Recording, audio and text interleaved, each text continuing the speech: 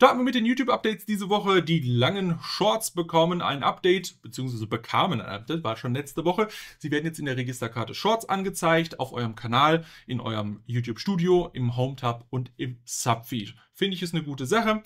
Hat natürlich ein bisschen gedauert, bis das alles umgesetzt wurde, aber solltet ihr jetzt noch Shorts sehen, die länger sind als 1 Minute, kürzer sind als 3 Minuten, die aber bei den Videos sind, dann bitte Bescheid sagen, dann eskaliere ich das natürlich nochmal gerne. Wenn natürlich ihr wollt, dass eure 3-minütigen Videos nicht als Shorts kategorisiert werden, seht zu, dass ihr die im Landscape-Format, also horizontal, aufnehmt. Dann habt ihr da auch gar keine Probleme, dann werden sie auch weiterhin wie Videos behandelt und nicht als Short dargestellt. Gut, machen wir weiter, bleiben wir aber bei den Shorts, denn es gibt jetzt die Möglichkeit, wenn ich zum Beispiel ein Video auf meiner Camera Roll, also im Kameraspeicher von meinem Handy habe, kann ich jetzt über die Teilen-Funktion das Video direkt an YouTube schicken. Und wenn das Format, also der Porträtmodus aktiv ist, sprich 9:16 Format, dann wird auch automatisch mir angeboten, dass ich hier vielleicht einen Short draus machen möchte und mir die Short Creation Tools angezeigt, die es in der YouTube-App so gibt. Voraussetzung ist natürlich, dass ihr die YouTube-App installiert habt. Ne? Logischerweise, wenn sie nicht installiert ist, könnt ihr nichts an diese App senden. Ergibt aber, glaube ich, Sinn. Rollout war auch für alle und sollte bis nächste Woche fertig sein. Das heißt, ihr könnt es gerne mal ausprobieren. Ne? Nehmt einfach mal ein Video von eurer Camera Roll und versucht damit direkt einfach das an die YouTube-App zu teilen und ihr solltet direkt sehen, dass die Shorts Creation Tools geöffnet werden. Gut. Bleiben wir direkt am Handy. Allerdings eine Einschränkung, vorerst nur für Android verfügbar. Community Posts und zwar Bildquizze. Soll heißen, wir können jetzt nicht nur Bildumfragen machen, sondern wir können auch hergehen und ein Quiz erstellen, was ja im Endeffekt eine Umfrage mit einer richtigen Antwort ist und die entsprechend auch mit Bildern versehen. Finde ich, ist natürlich eine gute Sache. Einsatzgebiete kann ich mir gerade noch nicht so vorstellen. Ich bin aber auch ganz ehrlich, so tief gebrainstormt habe ich noch nicht. Soll natürlich auch für iOS und für den Desktop kommen, allerdings noch ein bisschen später. Aktuell könnt ihr sie nur mit dem Android-Gerät erstellen. Sichtbar werden sie von Anfang an für alle Geräte sein. Dann kommen wir zu einem Thema. Ich habe gerade schon Brainstorming angesprochen. Der Inspirationstab wird überarbeitet. Und der wird jetzt aus dem Analytics-Bereich weggenommen und in den Content-Bereich hingepackt. Und jetzt sagt ihr, aber Martin, da gibt es doch Regularien von der EU. Und dann sage ich, ja, absolut richtig, denn für uns passiert das alles gar nicht.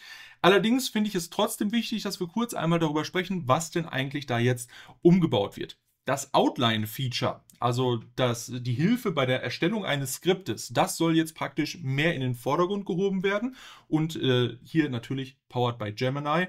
Die Gemini-KI soll dann entsprechend euren Kanal besser kennenlernen. Natürlich, je mehr Videos ihr bereits gemacht habt, desto besser soll das Ganze funktionieren und euch helfen, diese Content-Lücken zu füllen, indem ihr halt zusammen mit der AI brainstormt, Ideen findet, dann euch die Outline erstellen lasst und dann entweder an der kompletten Outline arbeitet oder einzelne Absätze bearbeitet, so dass ihr natürlich da ein gutes Video draus machen könnt. Ich kann nichts über die Funktionsweise sagen, leider, wie gesagt, in der EU. Ich habe noch keinen Zugang zu diesem Feature und wir werden es auch erstmal nicht bekommen. Deswegen finde ich das natürlich sehr, sehr schade. Es gibt natürlich Drittanbieterprogramme, die das auch können. Der Nachteil bei denen ist natürlich, dass sie keinen Zugriff auf euren YouTube-Kanal haben und das macht das Ganze natürlich etwas schwieriger. Gut, soll uns egal sein. Wir bleiben beim Thema KI, natürlich auch wieder nicht für Deutschland verfügbar, sondern nur für die USA, Kanada, Neuseeland und Australien. Free Text Transform und Dream Screen für Posts. Was soll der ganze Schmarrn sein? Community Posts natürlich wieder hier am Start und Dream Screen kennen wir bereits aus den Shorts Creation Tools. Das soll jetzt natürlich auch für Bildposts für den Community Tab verfügbar gemacht werden. Wichtig dabei, die Prompts müssen auf Englisch sein. Die freigegebenen Märkte sind auch nur englische Märkte, deswegen denke ich, dass da wenig Probleme entstehen. Und der Text-Transform soll tatsächlich auch sogar nur in den USA verfügbar gemacht werden. Ich bin auf jeden Fall mal gespannt, wie sich das Ganze entwickeln wird, in welche Richtung das geht und hoffe natürlich, dass die EU natürlich auch hier vielleicht mal ein paar Dinge freigibt, sodass der Rest der Welt nicht abgehängt wird, beziehungsweise der Rest der Welt, das klingt so doof, dass wir in der EU nicht vom Rest der Welt abgehängt werden. So rum ist vielleicht richtig formuliert. Gut, dann kommen wir zu einem Thema, wo wir auch wieder hinten anstehen, denn Brand Connect wird weiter ausgerollt und bekommt neue Funktionen. Kurze Recap. Brand Connect ist eine YouTube-eigene Plattform, die Creator und Marken zusammenbringen soll. Und bisher war es halt immer so, dass Marken sich praktisch Creator aussuchen mussten oder Creator-Marken anschreiben konnten. Und ja, früher gab es eine Mindest-Subscriber-Zahl von 20.000. Die wurde letzte Woche entfernt. Sprich, in bereits bestehenden Märkten von Brand Connect können jetzt alle mindestens 18-jährigen Creator im YouTube-Partnerprogramm ohne Strikes an Brand Connect teilnehmen. Finde ich, ist natürlich ein faires Angebot. Und ich sag mal so, unsere Zuschauer hier, die erfüllen diese Auflagen natürlich, ich sag mal, zu großen Teilen. Ne? Ein paar sind noch unter 18, aber die meisten sind auf jeden Fall ohne Strikes und im YouTube-Partnerprogramm. Gut.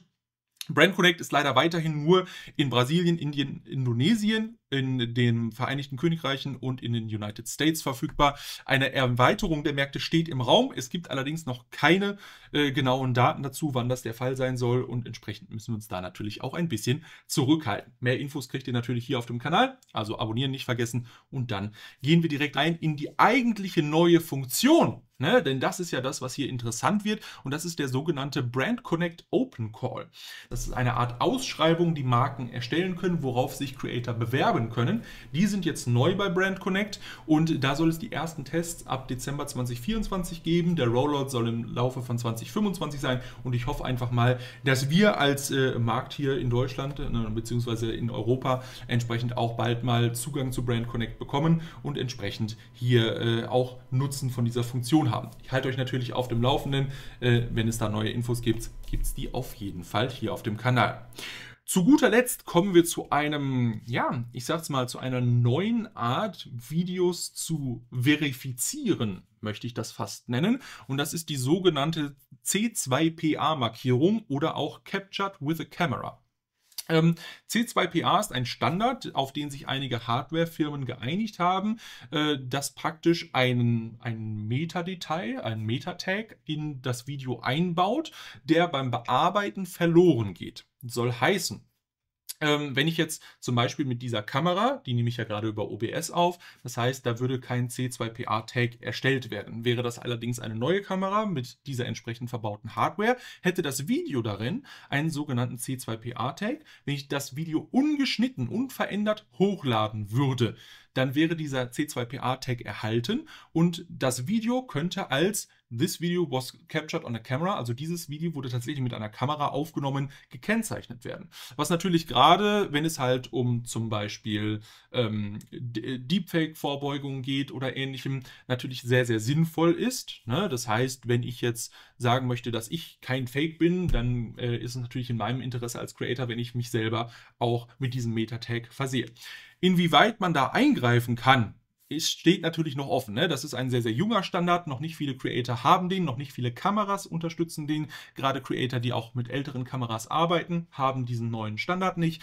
Entsprechend würde ich halt nicht erwarten, dass sehr, sehr viele Videos davon unterwegs sind. Ich könnte mir aber vorstellen, dass gerade, wenn es um Videoaufnahmen von zum Beispiel Politikern oder Ähnlichem geht, dass man da dann darauf achten soll, möchte, wie auch immer, dass es hier sich um tatsächliche richtige Aufnahmen handelt und dass ja, ich sag mal, auch so ein Stück Glaubwürdigkeit wieder hergestellt werden soll in das Medium Video, das natürlich durch Deepfakes einiges auch an Glaubwürdigkeit verloren hat. Gut.